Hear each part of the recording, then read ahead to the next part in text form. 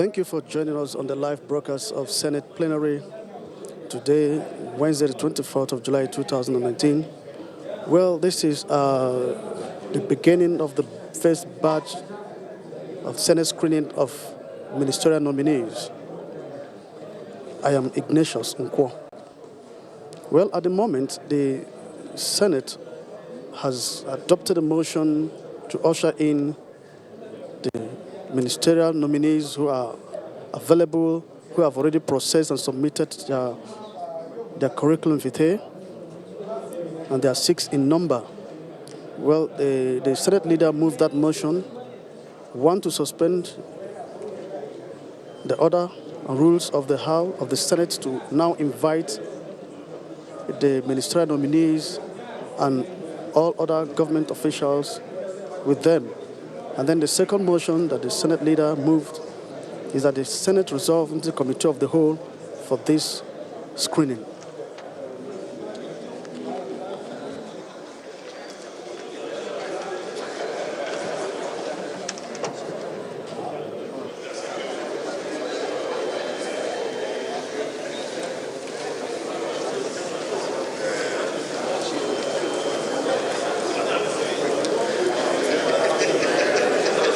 Well, at the moment, the Senate President announced that only 6 nominees have so far presented and processed their CVs, and then those are the first batch that will be screened. And these include Bashiri Magashi, Obonaya Ono, Senator George Akume, Baba Shehuri, Uchechukwu Ogah, and Rotimi Amechi. Well, he also explained that other ones will still be coming up after these, and as soon as they are done with this one, the other ones that have been processed, their CVs will be distributed to the senators, and then they'll be ushered in. Well, the Senate President has also announced that there's going to be 2 sessions of this screening. One is the morning session, and the other is the afternoon session. And it says that the morning session will start now and end by 1 p.m., and then that the senators will go for a short break, do their prayer sessions, take lunch, and then come back by 2 p.m. And that the second session, that is the afternoon session, will end whenever the mood of the Senate demands such.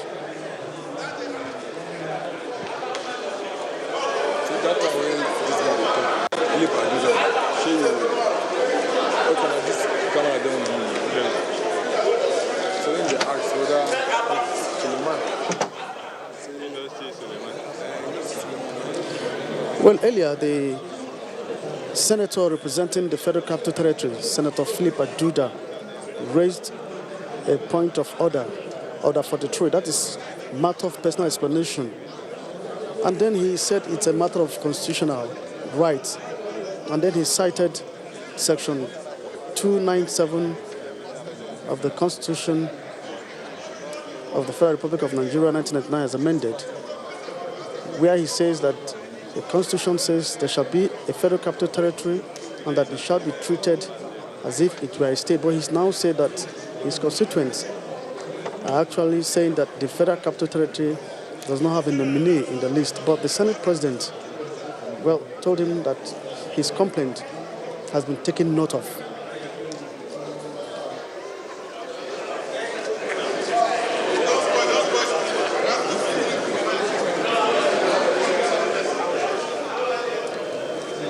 Yeah, that is the special assistant to the President of National Assembly Matters, Senator Itaino, ushering in one of the nominees, Uchechukwu Ogah, from Abia State.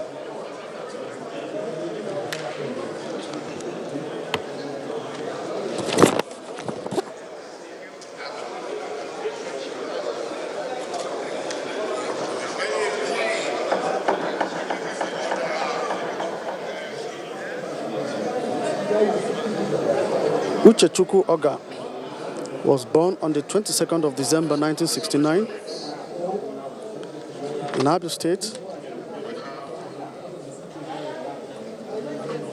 He has a BSc degree in Banking and Finance from the Agwa State University. He also has a PGD from the University of Nigeria, Nsukka, and a highest national diploma in accounting.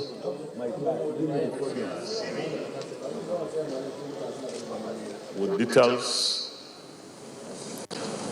therein. But if there are things that you think are so important to emphasize or are omitted, you can take some minutes to address this Senate, and then the questions, comments by senators will ensue. Once again, you are welcome. You can now make your presentation. You are welcome once more. Of the Senate, Mr. President, the Deputy Senate President of the Senate, all the principal officers of the Senate, distinguished senators here, good morning. My name is Dr. Uchechukwu Samson Ogah, representing or being nominated to represent Abia State by the President of the Federal Republic of Nigeria. And I believe that my CV is very comprehensive and detailed, except for where necessary. So I want to say that I'm pleased to stand before the distinguished senators here to present myself to serve this great nation.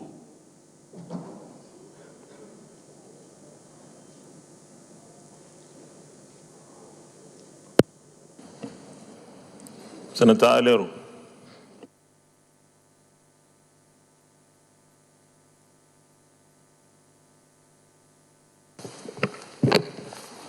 Thank you, Mr. President, distinguished colleagues.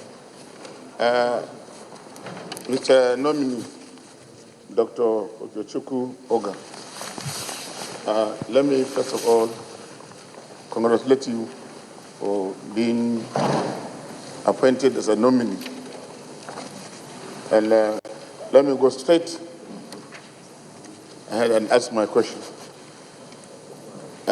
This administration has made it very clear that it will diversify the economy.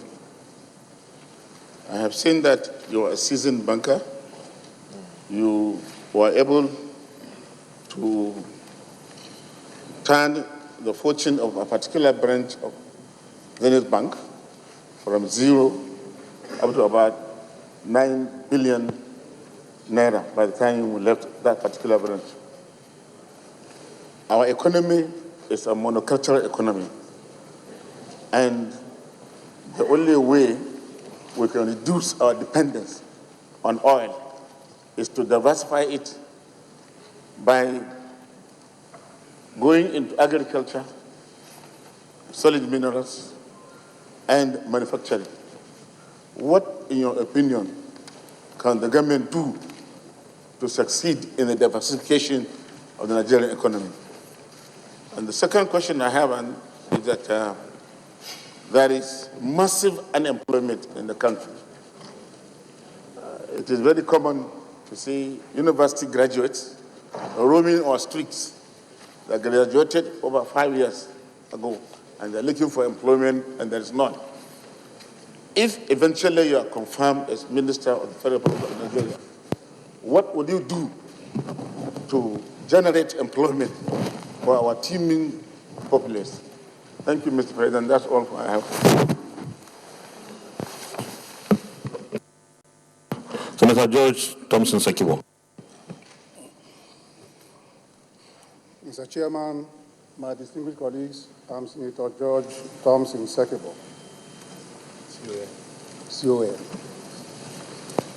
Mr. Nominee, I want to ask you maybe just one question. The question is the Nigerian budget versus the people, the population.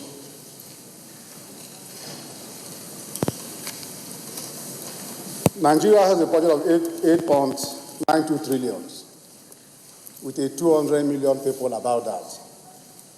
If we translate it versus the people, one person will get $124.6. UK has a budget of $1 trillion versus 67 million people. A person will get $15,000. And South Africa has $131 billion versus 58 million people. The person will get 2,263. What do we do to revert this situation? What is it that other nations are doing right that you think as an accountant that we're not doing very well, so that we can also improve at least from $124 per person to a higher value? Simple question. Thank you very much. Senator Ogah.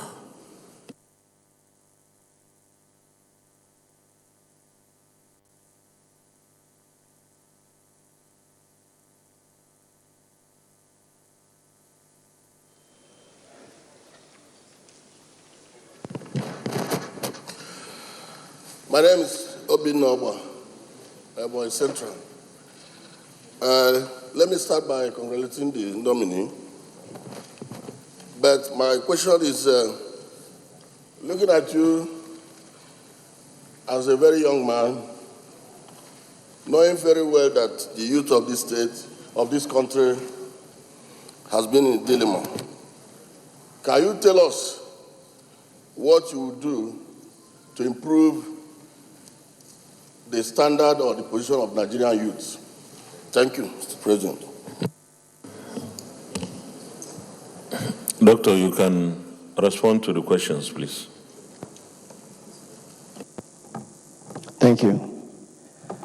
The first question talked about looking at the entire economy and creation of jobs. And for me, I believe that what we could do as a nation is to build on our critical infrastructure. Any nation that does not have infrastructure is deemed as a failed state. So by the time we increase our infrastructure, thereby creating jobs. And I believe that in creating jobs for our teeming population, the best thing we can do as a nation is there is nobody that can develop our nation only but us. So it is when we take interest in our nation, which is Nigeria, and looking at it holistically and how we can develop all the critical infrastructures. You have electricity, you have good roads, you have amenities. You know, we do not need to concentrate most of our industries in the urban areas. We need to create industrialization in most of the rural areas, thereby creating teeming population for the regions. For instance, when you talked about what can we do as a nation, I always pride myself. I said, by 1966, the Eastern region was the fastest growing economy in the whole world. What did Dr. M.I. Opara did? He went to the University of Nigeria. He picked the best of the best, and he created endless orchards in all the ends of the Eastern region. And then we started exporting agricultural products. And by the 1966, in Exchequer in London, the Eastern region had the best balance in the account. What did they do? Endless orchards. We don't need to depend on only oil. Yes, oil is a cash cow, but I believe that if we develop our agriculture sector, we can equally develop, create jobs, and for our teeming youth. Take, for instance, if you build a farmland where you can house over 150 youths with housing, and you provide enabling accommodation for them, and you give them all the necessary amenities, I can tell you that this youth will be able to turn over the entire piece of land to something that will create revenue for the entire country. We, as a nation, can export and feed the entire world. Because we have the capacity, we have the population, we have all the resources that are required, which is the human capital, which is the best that is needed. So I believe that if we can do that, we can actually improve in this nation. When you talk about the Nigerian 8.9 economy, 8.932 trillion economy, basically, the government budget does not drive economy. If you look at the Nigerian as an economy, it's an economy of over 40 trillion. And you look at it, that is the private sector that is needed. We must empower and drive the private sector. And once the private sector is driven, it will make a turnaround. If you go to South Africa today, most of the major manufacturers have their industries in South Africa. What does that do? It creates jobs for the people, for the teeming youth. So we do not depend only on oil. So that will help us to change the scenario of Nigerian situation. When you say, what can be done? You see, it's unfortunate that the whole of Africa came into existence as a result of the export of Africans to the Europe. If we, as a nation, can bring our youths and put them together and talk to them and train them. Take, for instance, if you take a minimum of 100 youths to go to South Korea to learn how to manufacture just a common chips. Chips is done from the sand. And this is what South Korea does not have any oil. But today, you know who they are. So all we need is to develop our youth. We need to create an enabling environment where we can develop our youth and give them the opportunity so that they can leverage into the entire larger society of the world. So I think it's very, very important and necessary. Thank you very much. Senator Barrow Jibrin. Thank you, Mr. President, for giving me the opportunity to ask my question. Mr. Nominee, yesterday we debated about the state of our refineries in this country. We also talk about the inability of our oil and gas industrialists, which you are one. I'm asking you this one because I can see in your resume that after your sojourn into the banking profession, when you came out of the banking profession, sector, you went into oil and gas, where you show here that you are a very big player in that sector. Now, why do you think our investors in the oil and gas sector, who were given licenses to set up modular refineries, and are unable to set up these modular refineries? What has been the problem? And what do you think, assuming we confirm you, and the president gives you the portfolio of petroleum minister, how do you think we can, maybe through incentive or through any means, we can propel these people to set up these modular refineries? How do you think we can do that? And what are the problems? What are the problems for us, and how do you think we can deal with this problem? And the government refineries that are lying idle without working, I learned that they can be resuscitated and even be expanded. What do you think you can do as a petroleum minister if you are given that portfolio? How do you think you can work to make sure that our refineries are up and running and even expanded? Thank you very much. Senator Amos Bulus.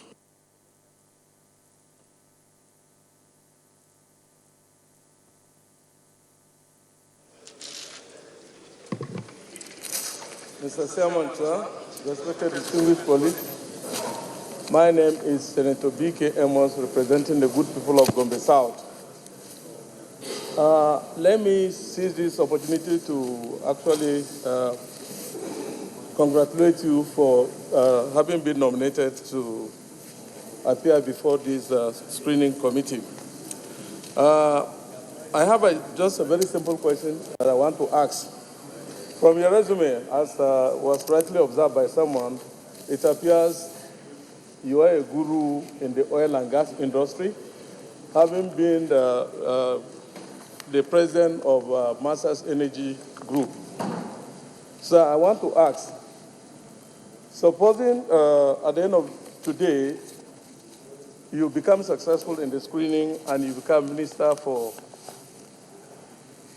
the oil petroleum industry, I want to ask, what can you do vis-a-vis the frequency at which we have petroleum or pipeline explosions in this country that has remained a recurrent decimal, whereby almost every day, people lose their lives?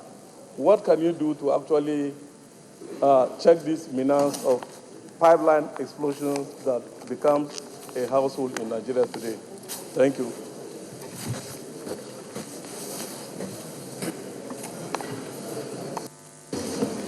Senator Ibrahim Abdullah Gobir.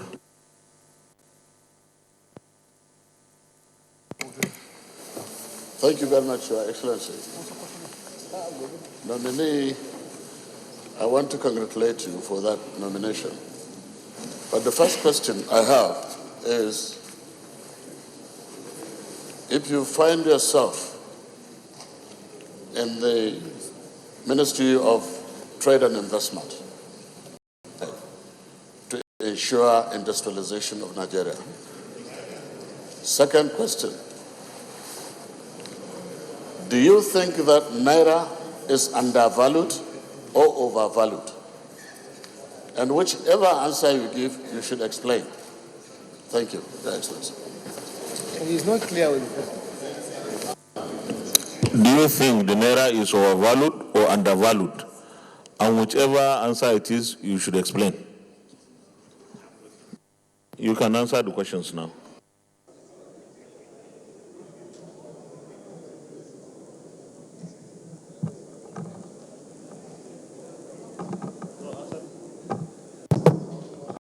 Thank you. Resources. We will do everything to ensure that we make it succeed. When you talk about the modular refineries, I can assure you that if given the opportunity, the refineries are open, and I can tell you that it's something that is possible. You need a guaranteed source of crude. Can you explain further what that means? No guarantee that you'll be giving crude oil if you have a refinery.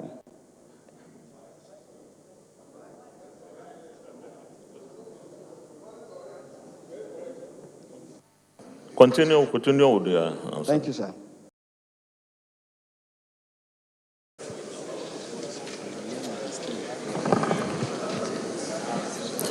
Senator Stella Odwa.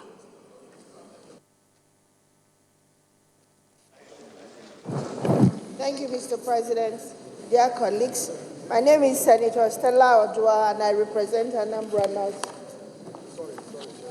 My dear brother, I want to congratulate you for this nomination that you have.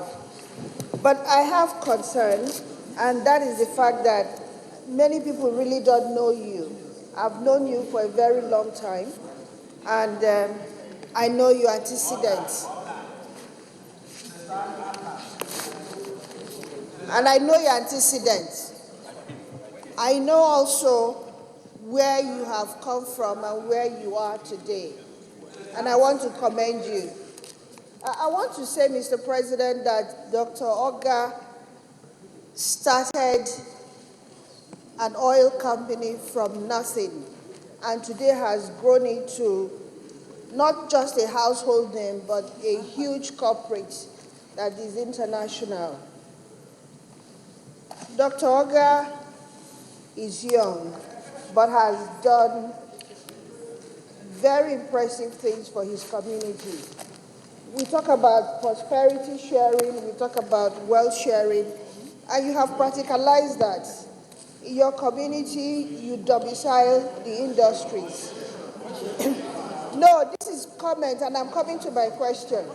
And I do want to commend you because it's strange to have people imbibe and practicalize prosperity sharing, and you have done so. So my question is this, Mr. President, Dr. Ogah, when you get your portfolio, hopefully it should be oil and gas because that's where you have your wealth of experience. When you go there, with inconsistencies we'll be having in NNPC policies towards downstream operation, and you are an operator downstream, my young colleagues in my past world. How would you bring NNPC back to where it should be, to the extent that the policies become consistent and that investors will accomplish their set desire in the first place, i.e., in tank farms, many people that started with NNPC policy to build tank farms 10 years ago, 90% are off market because, again, the inconsistency in that policy has made it unattainable for them to be able to recoup their investment. How would you ensure that policies, downstream policies in particular, are standardized and they are in tandem with the global best practice, and people will have the attraction to invest in downstream? Because today, downstream investment by private sector is nearly zero, and we must have direct investment in NNPC, in downstream in particular, if we want to create jobs and make it a viable sector. And once again, I want to commend you. I think you're a right choice, one of the best choice, based on what I have seen so far. And I congratulate the government for being bold enough to nominate someone like you. Thank you, Mr. President.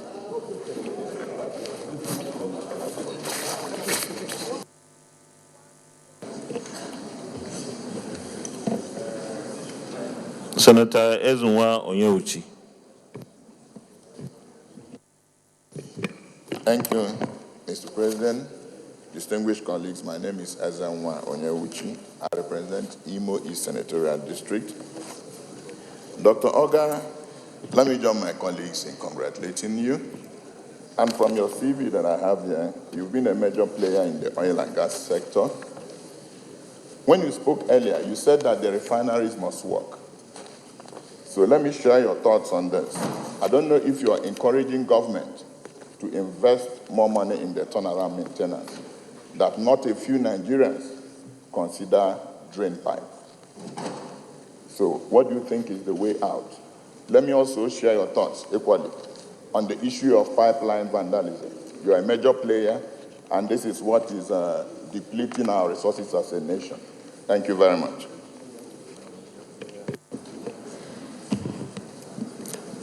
Senator Adedayo Adeye.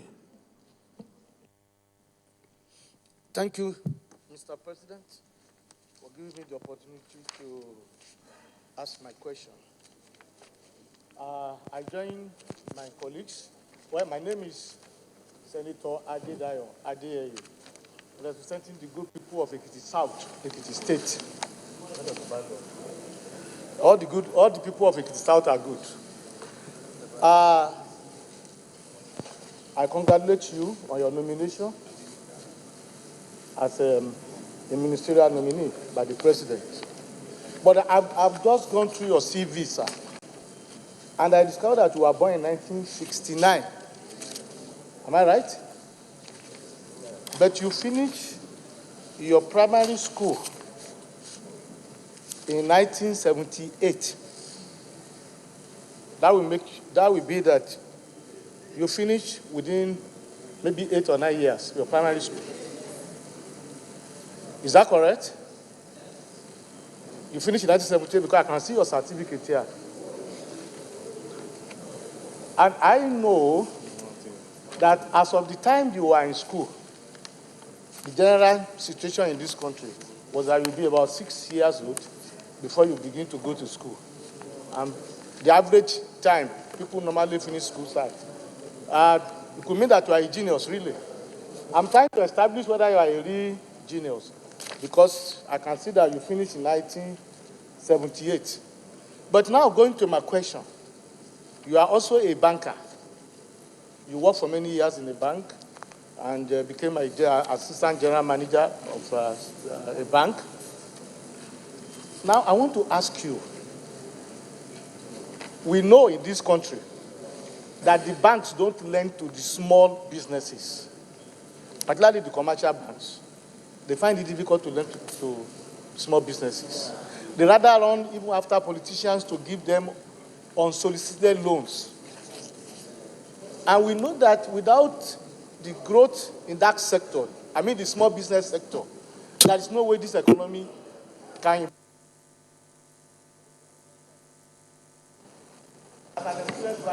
Order, order, order. What do you think we can do as an experienced banker, a person who has knowledge in that area, that will to encourage the commercial banks to begin to lend to the small businesses, such that, because the small businesses are the one employing majority of the people, so that we can reduce youth unemployment and we can accelerate the growth of the economy. Thank you very much. Senator Issa Jibrin. The President of the Senate, distinguished colleagues, I am Issa Jibrin, representing the very good people of Kogi East. My question is on the Treasury Single Account. TSA. You are my colleague banker, so I'm sure you know very well about TSA. You know that as a developing country, the government is supposed to be the major provider of funds for various activities in the economy, because the private sector is not well developed. You also know, like I do, because I was in the banking industry, that revenue collection activities by banks, collection of revenues by banks from various government agencies, used to constitute a major source of fund for banks. Short-dated as such funds may be, they eventually translate to permanent source of funds. That I know, that you are very much aware.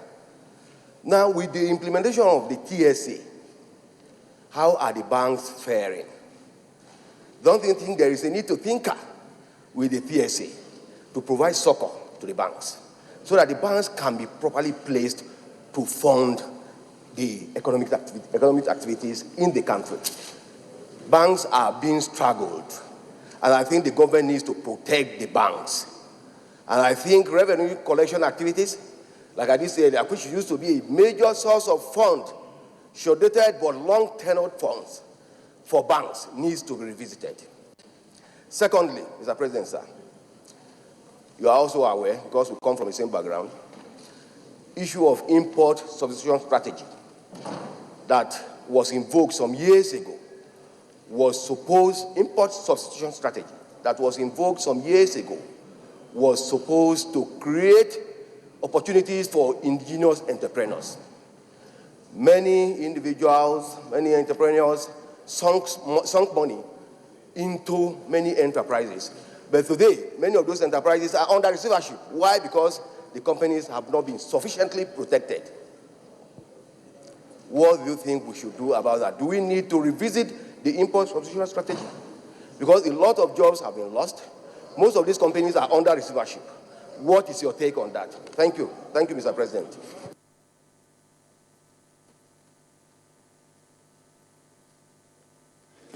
You can respond, please. Thank you. Senator, my father was a teacher. My father was carrying me from one place to the other.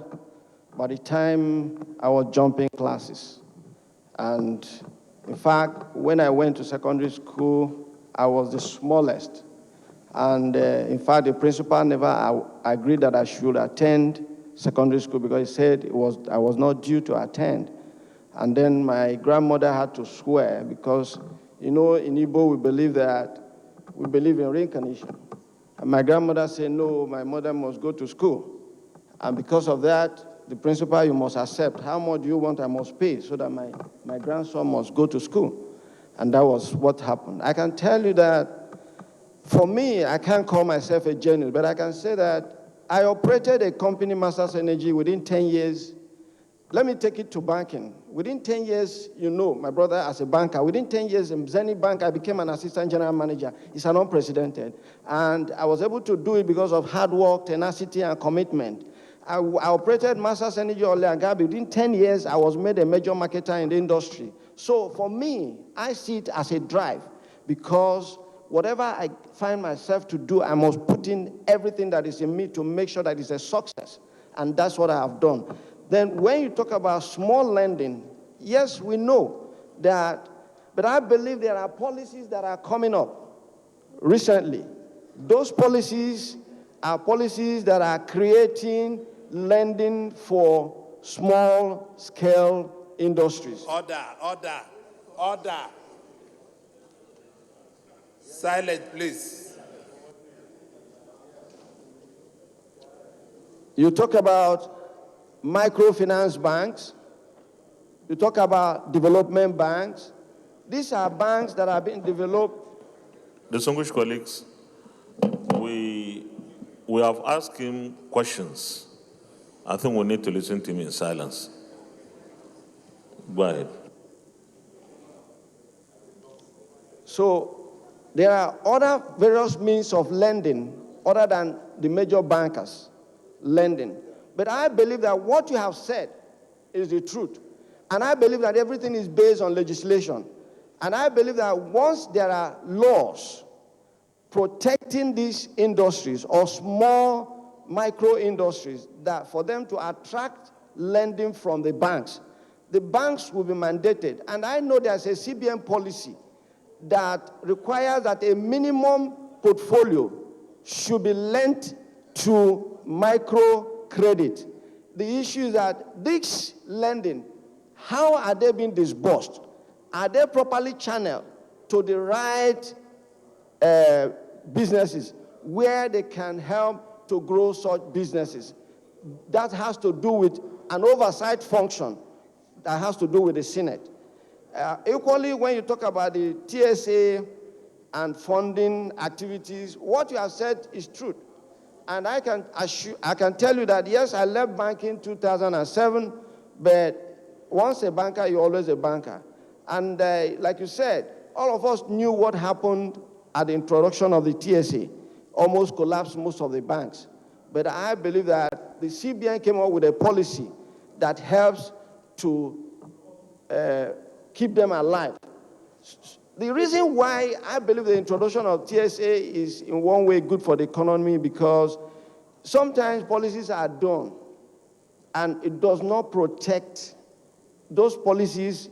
When they are done, they are not done for the interest of the general public. Because when you keep those monies, are they used for lending, or are they being given to the central bank as treasury bills? Those are the things you need to look at. But if you put the money in the bank and the money is not creating, because there's no creation of economic activities in the economy, so automatically the funds are lying idle. So, but I believe that the central bank created a cushion effect for when these monies were removed from the commercial banks, the monies were taken, CBN gave them a cushion effect so that they will be able to protect them from crashing. And that is what is holding most of the bank. And when you talked about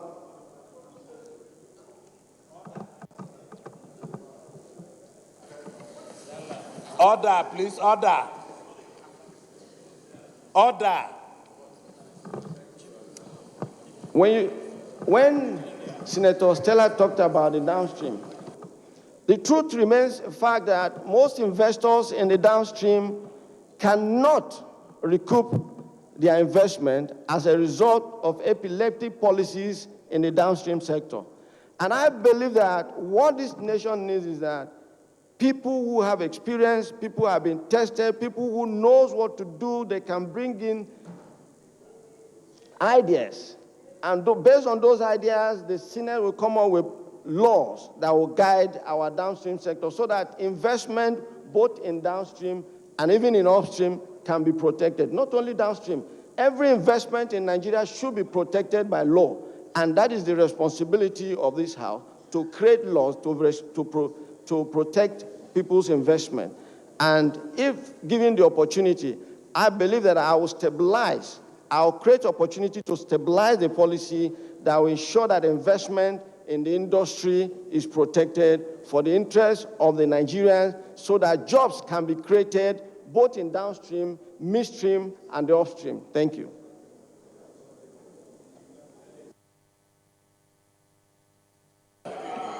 Distinguished Senator Aisha Dahiru Ahmed.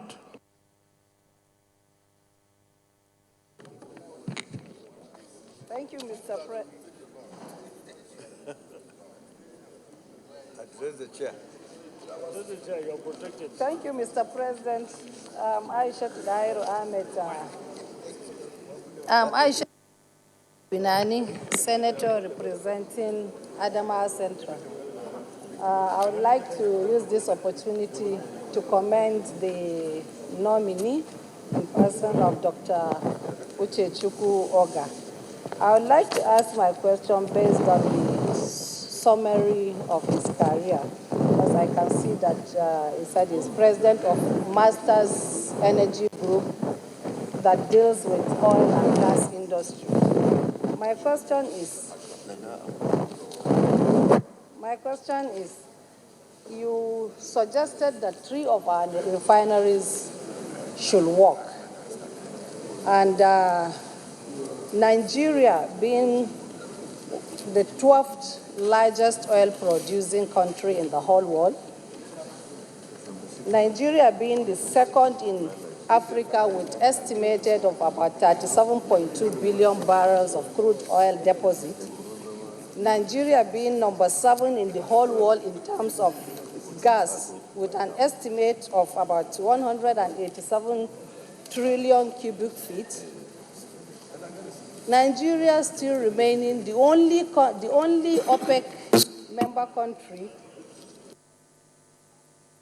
depends on imported refined petroleum products after injecting about $1.6 billion in turnaround maintenance of refineries from the year 2000 till now.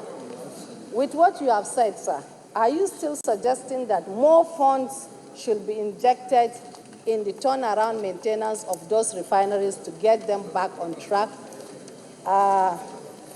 Or you intend to assure, how will you assure this chamber that after injecting more funds, those refineries will get back on track? And if otherwise, how do we intend to get those refineries back on track? Thank you very much.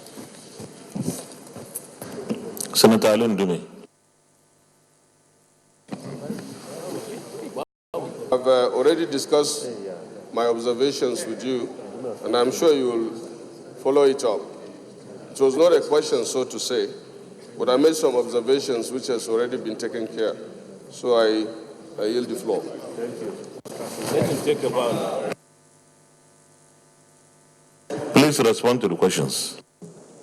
So the question you asked, one thing I believe that I cannot stay here and tell you the depth of the rot in the refineries.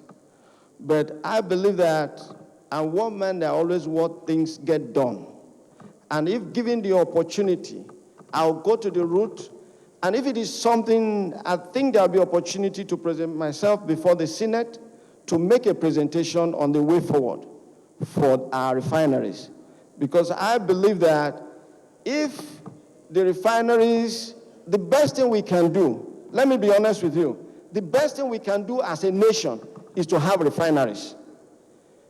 Whether we like it or not, our refineries must work because the amount of products imported into this country impacts on our foreign exchange and thereabout impacting on our foreign reserve.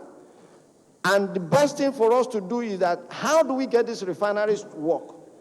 Today in Nigeria, you find out that they'll tell you that Julius Berger is the best company, but when you get to Julius Berger, you see only one white man, and then the rest are blacks. So why? It is the willpower. We must get to have the willpower as a nation to drive this country and move forward. And we believe that it's our own country. We put in everything to make sure that if there are people that do not want the referendum, or do you and protect today? On fuel. Our nation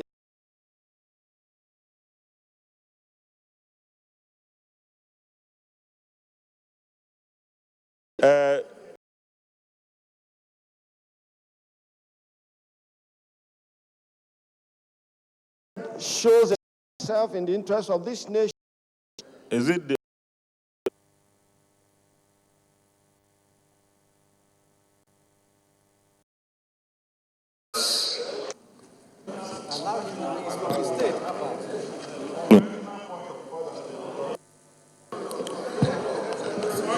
Sorry, which order, please?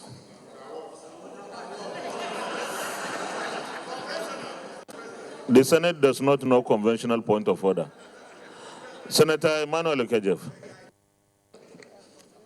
So, like you mentioned, 8 years as governor and 12 years on the floor of this Senate, rising to be the minority leader. My colleagues and I, the Benue caucus, have met and mandated me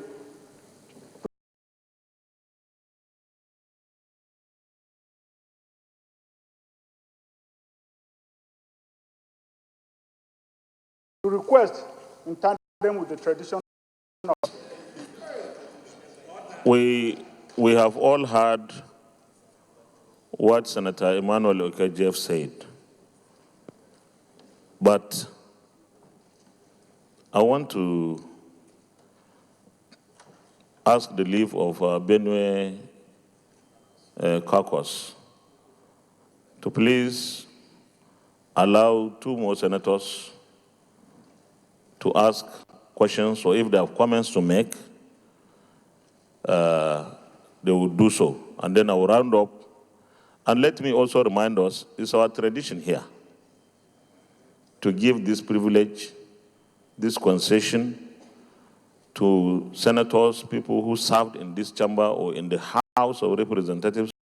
Time member of this hallowed chamber.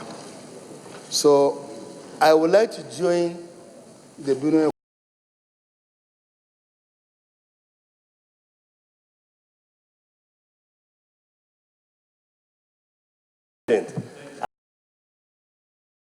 The nominee, a gentleman to the core, we expect that when you eventually become a minister, you will lead the vanguard of those who pass through this National Assembly to create and sustain a decent, operational, and respectable relationship between the 2 arms of government.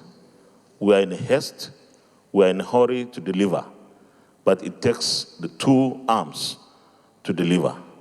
With these remarks, I want to thank my colleagues for their contributions, even though it went in one direction, and that was not unexpected, and wish you the best in your next endeavor. You can take a bow.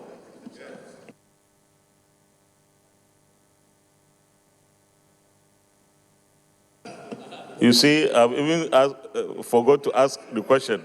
We are all in a hurry to get you. Is it the view of this Senate that the nominee, distinguished Senator George Akume, takes a bow and go. You can take a bow.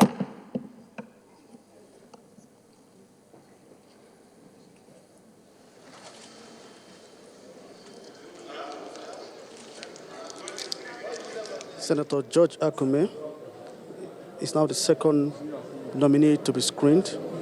Well, as soon as he was ushered in, he made a brief explanation about him. And a senator from Benue State, Emmanuel Ogah, was asked to comment or ask questions. But then he said on behalf of the Benue caucus that they've resolved that the senator takes a bow and leave. But then Senate President now reacted and said, but then they should allow only 2 senators to comment. But he further explained that it has been a tradition in the Parliament, the National Assembly and the State Assembly, that once a former senator appears before the Senate for confirmation, he or she takes a bow and leaves, bearing in mind that he's been a well-known person by the entire Senate. However, Senator Danjuma Goje, Kabiru Gaya, Ovie Omar Agege, all of them spoke and concurred on the resolution of the Senate. Now we expect the next.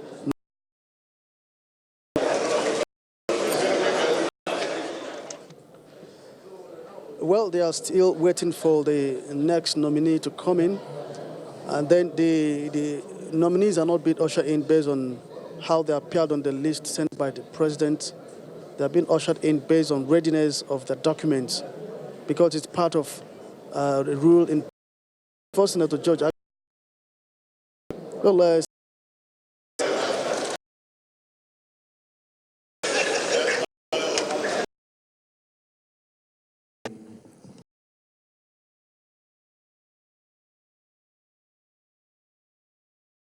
of the less privileged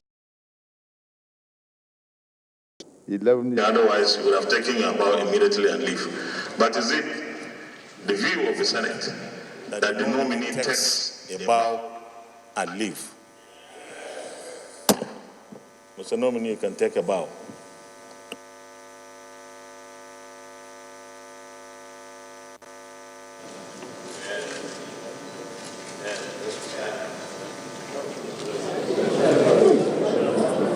that is Chukwuemeka Nwajuiba. He's been screened. Well, I think that tradition of taking a bow and leaving for former senators is also applied to former or serving members of the